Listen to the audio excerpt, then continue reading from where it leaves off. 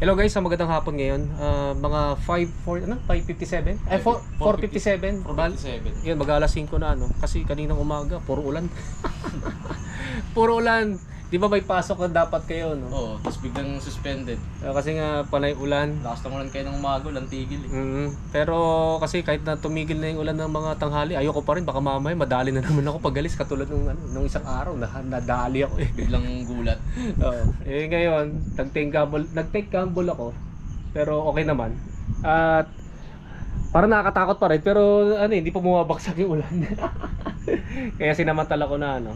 Anyway, for this video naman po, since na wala tayong bike check video dahil nga sa umulan kaninang umaga at patilim na kasi ngayon eh, meron tayong babasahin na yung message sa akin mula doon sa yung nagano sa akin sa Facebook page.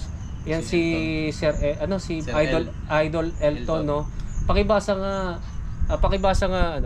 Idol Arjo. From the top po.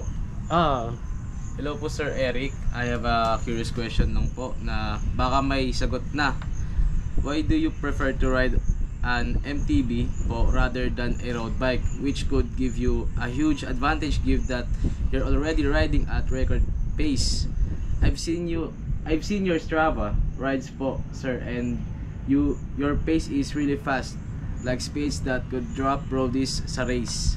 I know din po na you've won some ITT races na kasali yung mga TT bikes using your FTB. Is it because po na you got your perfect fit na po sa MTB and mahirap na siya ma-achieve pag mag-switch pa po kayo sa road bike, or is it something else po that I'm missing? Huge respect din po pala sa iyo sir. Kasi your way of riding inspired a lot of MTB riders including myself, na those speeds were possible pala sa MTB. Ayun, yun nga, shoutout kay Idol Elton, no. Kasi akong i-emphasize doon sa sinabi niya. Unahin muna natin yung mga ibang tanong niya, no. Sabi niya kasi bakit ko daw prefer daw yung MTB kaysa doon sa road bike. Actually meron na akong video niyan. Marami na akong video niyan eh. Actually nga, i-summarize ko lang ng konti, no. Kasi nga sa mga di pa nakakaalam, although na may video na ako, kasi nga ang dream bike ko is time trial bike, hindi road bike. Magkaiba kasi yung time trial bike at road bike. Yun nga sabi ko doon sa dati kong video. Kaya ito kasing MTB ko, yan pati yung sa kanya, naka-setup na naka-modify yung parang setup niyan pang time trial. Kasi kung pang road bike dapat naka-drop bar siya. Naka-drop bar. Kasi may mga na-bike check na ako na ganun, naka-drop bar eh.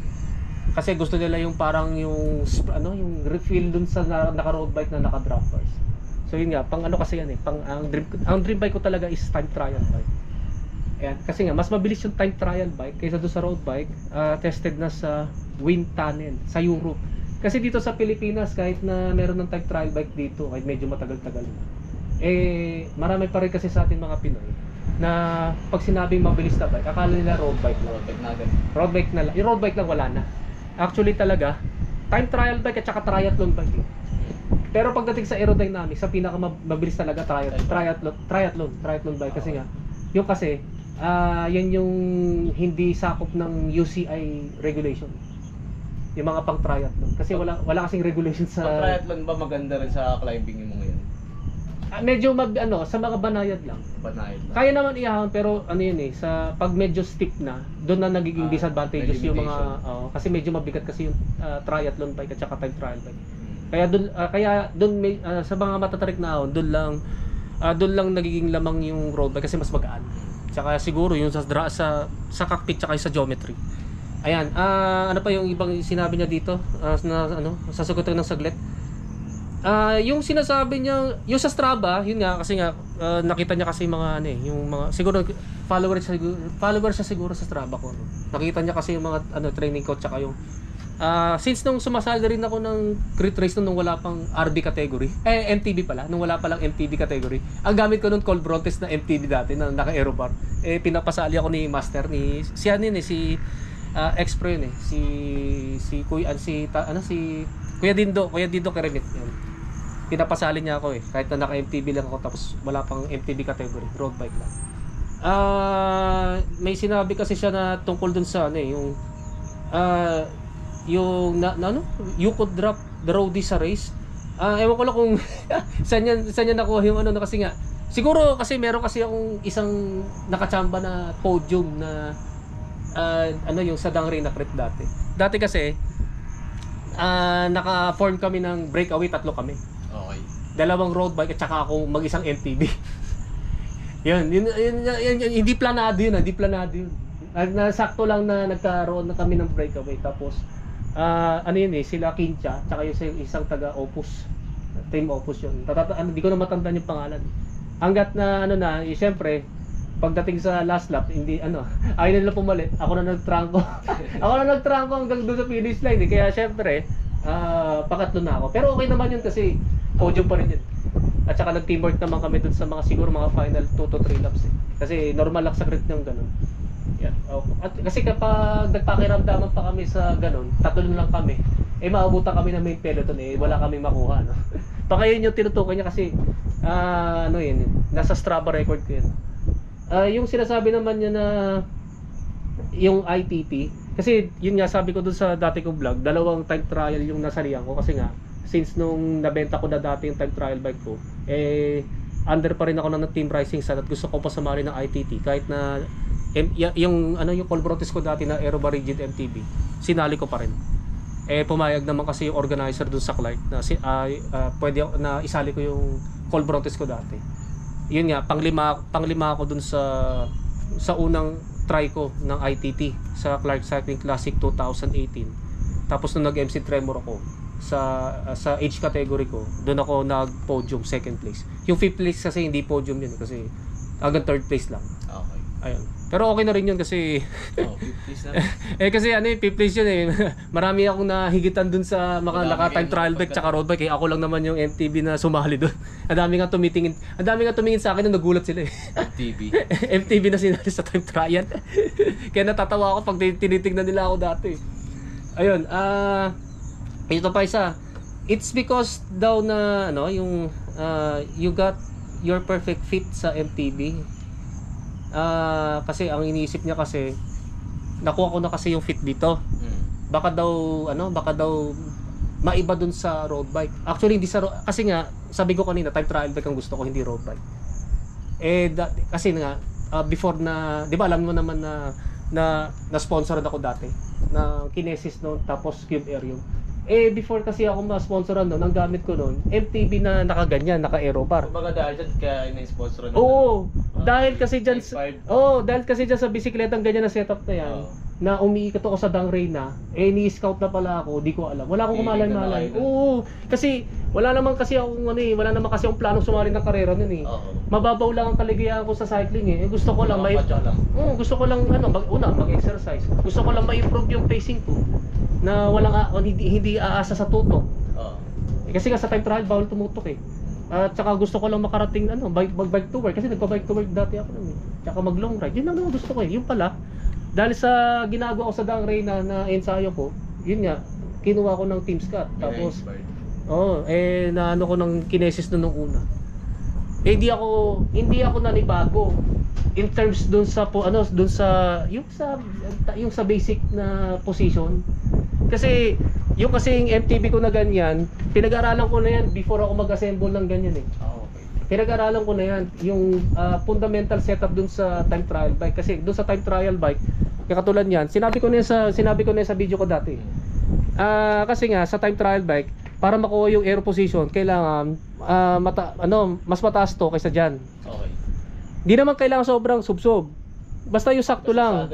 Kasi hindi yung perfect saddle height pa rin. Tapos medyo mababa to. Di naman sobrang baba kasi pag sobrang baba naman, hindi ka naman makahinga. Hindi ka rin makakapag-padjak na maayos. Tapos ang nagbago lang kasi yung aerobar. Dati kasi flat 'yan. Ngayon kasi nung hindi na ako nagko-compete, doon ko lang na sa GCN na mas pala yung nakaangat o nakatingala na aerobar kaysa doon sa naka-flat. Kasi yung position ko dati pa old school yun Yun yung mga ina-idol ko pa na si Fabian Cancellara Hindi naman nagbago yung yung setup ko. Actually, nung nagkaroon ako ng time trial bike noon, kung ano yung setup ko dyan sa MTB yan, inadapt ko lang, ginaya ko lang dun sa time trial bike ko. Kaya ano eh, kaya hindi ko na kailangan magpa-bike fit nung time na yun kasi Kesa yung katawan niyo eh. oo, Kasi ganyan kasi setup yung- parehas lang eh. Parehas lang. Ang ano lang, ang pinagbago lang syempre, yung mas malikot nga lang yung time trial bike kaysa dun sa MTB kasi yung time trial bike makipot ang manibela, manipis ang gulong, tapos magaan. Yun. May pagka-twitchy kasi ang time trial bike eh. Yan lang naman yung pinagbago. Eh konting ano lang naman yun, konting adaptation lang naman yun eh. Yan. Ito yun ito yung kasi yung i-emphasize ko. Sabi niya kasi dun sa huli, huge respect din daw sa kanya kasi na-inspire daw yung mga ibang MTB riders na katulad niya na yung speed daw ay posible. Akala kasi ang regular na thinking ng mga tao sa MTB mabagal. Mabigat, kasi mabigat. Kasi mabigat. Kaya yung ginagawa nila, nagpapalit sila ng road bike. Ganun ang ginagawa nila. Ako kasi nung time na yon, nung nag-start ako ganyan ng setup nung 2009, wala kasi akong pambili ng road bike na pang bike to work, pang long ride, yung pang matibay.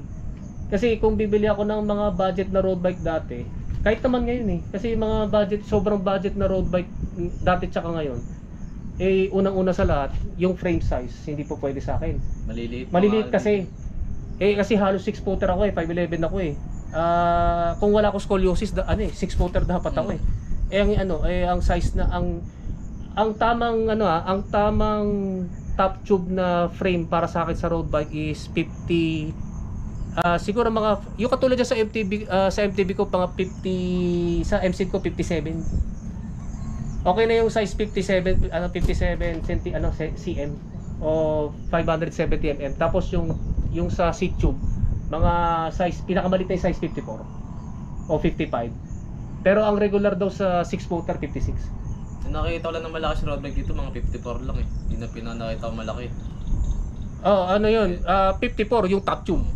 Yung Mountain Peak Rexon, ganun, large na yun. Yun yung naging At saka yung iba, hindi pa naka-disc brake, naka-rim brake pa. Tapos hindi pa naka-STI. Kaya nga gusto ko MTB kasi sa MTB, sa maliit na budget, maganda na yung quality ng MTB na ma-assemble ko. Tapos naka-hydraulic brakes ka pa. Naka-disc brake pa dati kasi mechanical ako nun. Kasi nga nung sumubok ko ng hydraulic. Sa sobrang lakas ng preno, natakot ako. Kasi hindi pa kayang i-adapt ng kamay ko, masyadong kasi nga nag-gym ako dati. Ayun, kaya dati naka-hydraulic, naka-mechanical yon. Pero nag-hydraulic din ako noong 2017 sa Paul Brontes. Ayan. Yun nga, kasi nga, since na MTB lang talaga ang budget ko, hindi ako makabili ng matinong road bike na pang matagalan at saka ang alam niyo naman na ang probinsya na inuuwian ko, Malolos Bulacan at saka Bacnotan La Union, idadaan ako ng MacArthur Highway na sobrang lubak. Lagi naman malubak doon, ilang dekada na ako dumadaan dyan. Kaya MTB talaga. Yun nga. Ang i-share ko kasi sa inyo ngayon yung kung paano maging ano ba yung gagawin sa MTB para bumilis.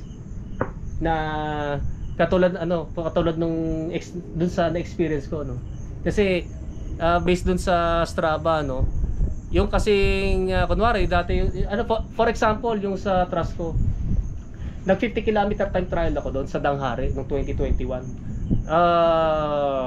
Nag-average speed ako ng 38.1. Yung 38.1 kilometers per hour sa solo effort sa Danghari diyan sa Imus. Ano na yun yung average na yun, pang RB na yun Naabutan na. Pang RB na yun Pang RB na yun sa mga amateur na medyo mababa level ng amateur Yun yung kasi yung tinutukoy ng nagtatanong sa akin na paano ko raw nakuha na posible pala yung ganung speed sa MTB na hindi na kailangan mag road bike Tapos manipis na gulong. Oo. Sa akin kasi nung gamit 2.1 ng Tarwid naka lang ako, air position lang ako yung at saka doon sa last lap ko sa 50 kilometers nag-average speed ako ng 40 kph. Kaya doon sa segment na yun, kung ano pa yung MTB, yung pa yung KOM. Yung pa yung KOM doon sa Danghari. Dito naman sa Vermosa dito, yung bagong loop diyan, yung 8.1 kilometer, yung 8.1 kilometer na segment sa 40 kilometers, yung exit ko yung number 1. Dito? Yung 8.1 kilometer loop. Yung top 2 pababa, puro time trial bike yun at saka trial bike at saka road bike. Yung iba pa doon, tulungan pa. Pakuan. Yung iba trangkuhan pa, swapping pa. Pero meron din doon solo, kilala ko yun eh. Kilala ko yung mga legit na solo eh. Kilala ko yung iba doon eh. Yun. Pero yung sa akin yung MTB, yun yung number 1 sa segment yung AOM eh. Doon naman sa 12 kilometer na segment, dati ako rin yung KOM doon. Kaso nga lang, na-beat yung record ko. Alam mo kung sino naka-beat? Sino? Yung Philippine teams, yung taga national team ng duathlon. Talaga wala laban doon kasi iba na yun eh. iba fitness level doon eh. Kasi lamang siya ng mahigit sa minuto eh. Doon sa record ko eh. Ang gamit niya kasi noon, ang alam ko no, based doon nakita ko sa profile niya, parang giant yata na road bike na naka-aero wheelset tapos naka-clip on aero bars. Kaya kahit na ganun yung kahit hindi time trial bike, matulin pa rin at saka malakas yung rider. Yun talaga wala akong laban doon. Pero kahit na ganun, syempre top 2 okay na rin yun. MTB lang yun eh. Yung nakatalagang sa'yo, yung talagang national. MTB lang kasi sa akin eh. Kasi ang alam nila, pag MTB, hindi talaga, imposible na talaga makapasok sa mga ganung segment. Kasi thinking nila mauna. Yan. Yan ang Yan yung mga yan yung mga example na yung mga nagawa ko yung mga nagawa ko sa MTB na kaya pala makipagsabayan sa average speed. Na walang assist, walang tutok ka. Yung pwedeng itapat yung mga average speed na nagagawa ko dun sa mga naka-road bike. Kung gusto niyo talagang katulad ng nagtanong sa akin, kung gusto niya maging ganun at saka sa mga ibang gusto na makuha yung ganung speed na nagagawa ko, dalawa kasi yung pinaka main factor niyan. Siyempre yung setup ng MTB. At saka yung pangalawa, siyempre yung training regimen ng rider. Hindi kasi pwedeng paghiwalayin yun. Dapat parehas kayo. Parehas dapat eh. Kaya hindi pwede yung wala sa bike yung wala sa bike lang sa tuhod. Wala sa tuhod yan. No? Ay wala sa bike lang sa tuhod yan eh. Iba lang kasi kailangan pa rin ng bike. Kahit na sabihin mong MTB, kailangan pa rin kailangan pa rin i-set up yan ng optimal sa optimal na para makuha yung average speed na katulad sa mga naka-road bike tsaka time trial bike ng yung mga pang-amateur na lower amateur lang yung mga katulad ko. Kasi syempre pag sa elite na, syempre iba na usapan yun. Yan, kasi kasi alam niyo naman na retired na ako sa competition eh. Lang 'to eh, parang hobby ko na lang. Ayun, kung gusto niyo kung gusto niyo bumili sa MTB, wala nang tatalo sa time trial setup. Legit talaga. Wala talagang tatalo sa time trial setup kasi meron kasi ako na nakikita sa vlog na para daw bumili kailangan yung iba naglalagay ng drop bar. Hindi nila alam kasi based dun sa wind tunnel katulad ng napanood ko sa Specialized at saka sa GCN na wind tunnel tested na mas mabilis talaga yung naka aero bars kaysa dun sa naka drop bar. Kasi sa drop bar kasi pag rumimate ka, saglit lang yung speed mo dyan eh. Hindi mo siya na-maintain eh. Kumbaga segundo lang eh. Kasi yun lang naman yung pinaka-optimal dun sa drop bars, yung sprinting eh. Pero pag mahabang pacing na. Yung iba kasi kailangan pa yung ginagawa nila naka 90 degree angle. Tapos yung ban ng UCI, yung naka imaginary aero bars, ban nga ng UCI kasi nga delikado pag nalubak ka ayun. Yung iba naka 90 degree, tapos yung gumagawa pa yung inner bar ends, parang hoods ganun. Tapos yung iba nag-aero tack. Okay naman yun, mas aero naman yun kaysa doon sa conventional na paghawak ng drop bars. Ang problema naman kasi hindi sustainable yun. Kasi nung nakagamit dati ako ng road bike, tinry ko yung 90 degree angle na yung ginagawa yung uso ngayon. Ang sakit sa siko. Masakit sa siko. Katakot-takot na kailangan na adaptation na gawin mo doon para masanay ka doon. Kasi nung tinry ko yung nakaganyan sa road bike ko dati. Kasi ang road bike ko dati yung Scott CR1 dati. Tsaka yung Chromoly. Ginawa ko yung dati yun eh. Hindi sustainable eh. Kasi although na aerodynamic ka, pero yung since na nangangawit na kasi yung siko mo, hindi ka rin makapagpadyak na maayos eh. yung power transfer mo, ano na nababawasan na dahil nga sa, nadidistract ka kasi dun sa pangawit ng siko eh. Wala kang sumusupport na pad eh. Wala eh. Hindi katulad dyan sa aerobars eh. May pad. Yan kasing pag nag-aero position ka sa aerobars, yan yung sustainable. Oo. Yan yung sustainable. Kasi nakita nyo, doon kung napanood mo yung R record ni Filippo Gana, di ba? Isang oras siyang naka-aerobars. Eh siya nga yung siya nga yung pinakabago ngayon na R record eh. Yun nga, kung gusto niyo in general, gusto niyo talaga bumili sa MTB, kung hindi kung hindi naman sila sumasali ng criterium kasi meron kasing larong sa crit bawal ang aerobars. Bawal yung ganyan. Kung gusto niyo lang simple na gusto mo lang ma-improve yung bilis mo. Na katulad ko ako, di na kasi ako sumasali ng mga aray-aray na gusto ko lang ma-improve yung average speed ko. Ganyan talaga ang setup na gagawin ninyo. Pang time trial o kaya triathlon setup. Kasi nga yun nga sabi ko kanina, mas mabilis kasi yun nga yung bike ko, inspired yan sa time trial bike at saka triathlon bike dahil nga mas mabilis yung dalawang yun kaysa dun sa road bike. Sa aerodynamics. Pero pag ahon, pero kung may palag pa rin yan kasi all around. Meron medyo all around kapag hindi sobrang tarik. Ngayon naman, katulad to, kung iahon mo naman yan, kung gusto kong puro ahon lang, di doon mo lang tanggalin. Yan, doon mo lang tanggalin. 300 grams lang naman yung aero barcode. Wala naman masyadong weight penalty yan. Carbon eh. Oo, carbon eh. Ayan. Ano natin yung specific pagdating dyan sa setup ng MTB. Kasi nga sabi ko kanina, ang general na kailangan mo, yung setup ng MTB mo pang time trial o kaya triathlon. Yan. Meron na akong video niyan kung paano mag-setup ng ganyan kasi kung i-elaborate ko pa, wala na tayong oras eh. Siyempre, sa ganyang setup, yun nga, yung gulong mo, kung gagamit kayo ng gulong, pinakamaganda talaga yan, slick tire. Slick tire talaga. Tsaka naka-max dapat yung yung tire pressure. Yung recommended recommended. Yung recommended kapag pag yung sa sobra, kanwari 65 PSI lang, dapat hanggang dun lang. Hanggang dun lang. Ayan. Una ito na yon, yung specifics slick tire. Kasi meron pa ako napapanood sa YouTube na yung may tinatawag pa silang pass rolling na yung yung mga maliliit na pass rolling. Ang sinasabi kasing pass rolling, yung mabababa yung rolling resistance pagdating kasi sa kung gusto mo talaga ng mababang rolling resistance sa mga MTB tires, walang tatalo sa slick tires. Walang tatalo sa slick tires.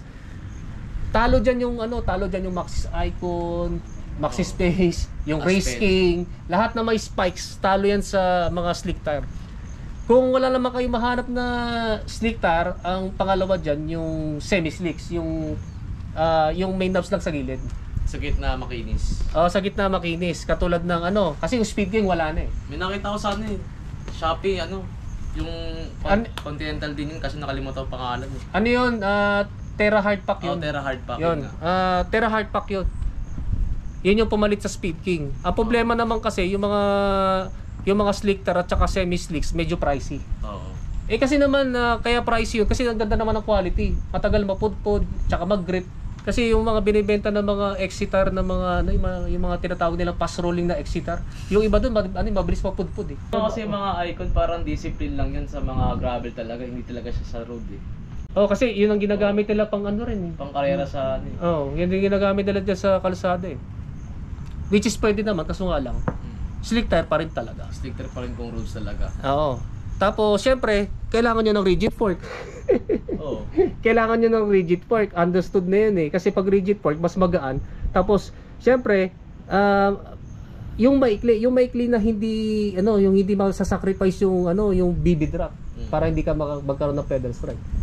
Yun nga, para hindi ka magkaroon ng pedal strike sa ganyan, dapat mataba yung gulong. Kasi pag payat ng gulong, bababa yung buong bike, doon ka magkakaroon ng pedal strike. Ayun, tapos yung drivetrain, may nagtatanong kasi sa akin na kung maka-maintain daw na mabilis yung 3080. Kahit na 29er yung gulong mo, mabagal pa rin yun. Kailangan mo talaga malaking chainring mga 40, 42. Depende sa rider. Basta in general, malaking chainring. Kasi sa akin, sa preference ko, ito kasi 27.5 by 2.2. Naka 4080 yan. Sa 26er ko dati kasi, yung 26 by 2.3 na gulong ko dati, 4080 pa rin. Pero naka 175mm naman ng crank arm, tapos mas maliit na sprocket ang gamit ko kaysa doon sa 27. Doon naman sa 29er, doon sa Trasco dati 4080, pero ang 170mm na crank arm, tapos yung sprocket na pangrekta ko is 14T. Ayun. Sa magaan na 29er, pero yung sa mabigat kong 29er dati na ano yung Mountain Peak Everest 4040. So nagdedepende rin kasi sa bigat ng bike eh. Mas maganda mas magaan eh, kasi pag mas magaan yung bike, mas malaking chainring yung pwede mo magamit. Kasi nga magaan yung padjak eh. Yan ang ano doon. So una nga slick tire, rigid fork, yung malaking chainring, tapos syempre aero bar. Kasi sa aero bar, diyan ka lang talaga makakuha ng pinakamaliit na frontal area. Kaysa doon sa mga nakikita ko iba na sa rigid fork siguro kunwari 29er yung frame mo. Tapos pati wheelset ko 29er, maganda kung mas maliit, yung mga 7.5 ilagay sa 29er.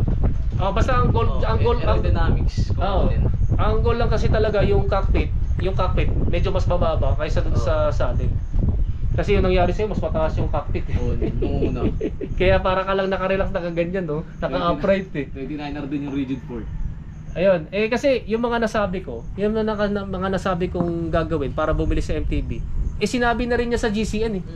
Sinabi na rin sa GCN, meron niya akong clip eh. Nakopya ko yun at pinost ko sa Facebook page.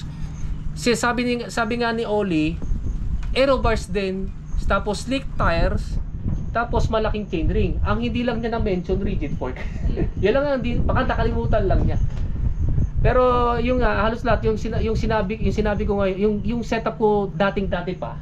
Yung setup ko yung dating-dati pa 2009, sinabi naman niya sa GCN 2021 na. yun din yung requirement parehas lang eh. Ayun, so yun nga yung nasabi ko na yung sa setup ng MTB, kailangan talaga pang time trial or triathlon setup. Tapos yung pangalawa naman yung training. Kasi kung gusto mong bumili sa MTB na pangmatagalan na tinutukoy ko, kasi mga kabataan ngayon puro mga gusto sprint eh. Ang paborito nila kasi puro remate, puro mga effort na ilang segundo lang eh.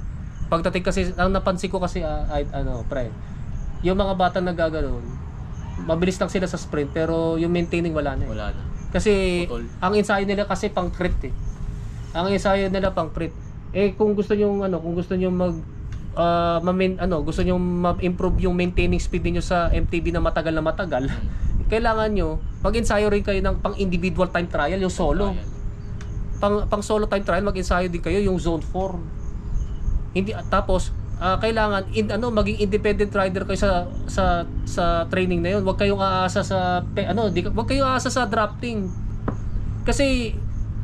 Kasi doon nga kayo lalakas sa hangin kasi resistance yun eh. Magugulat na lang ako kaya nagtitrangkan ng mga rider din. Kasi ang problema kasi diyan, pre, kapag yung kuwari nagsimula ka magbike, puro ka na lang nagda-drafting, hindi ka man lang nag-i-ensayo ng solo, magiging na yan, habitual na yan, magiging addicting yan. Habi mo na. Paano kung wala kang paano kung ikaw na lang mag-isa? Tapos long ride pa. Kaya yung iba, yung mga nakikita ko, pag hindi na kaya, kuwari mag-isa, hindi na kaya kasi nga malakas ang hangin, tumututok na sa mga truck. Delikado na. Kung yung mga sasakyan nga, may rules and regulations na wag tumutok ng malapit sa mga sasakyan. Yun pa nga, lalakas ang preno. Lalo na sa mga siklista. Ang dami makukulit. Di ba? Kaya maganda pa rin maganda. Syempre sa mga naglalaro ng crit, hindi ko naman sinasabi na tanggalin yun eh. Maganda kasi isalin niyo rin yung ensayo ng individual time trialing. Kasi kunwari, nag-attempt sila ng breakaway na solo. Kung marunong kung magaling, kung malakas na sila mag-solo, hindi na sila basta-basta mahahabol, di ba? Kasi meron din akong kakilala na naglalaro ng crit na nag-i-ensayo din ng individual time trial. Mas maganda mas marami siyang success rate. Alam mo bakit?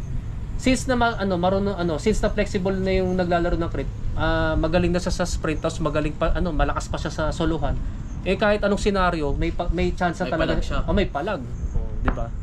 Hindi yung mga iba na lagi na lang umaasa sa tutok. Wala talaga 'yun. Wala na 'yun. Mahirap manalo yung ganun. Yan. So isa-summarize natin, no, bago dumilim, no. Una, para bumilis kayo sa MTB nyo, kailangan, kung hindi naman kayo sumasali ng karera, gusto nyo lang ma-improve yung sarili ninyo,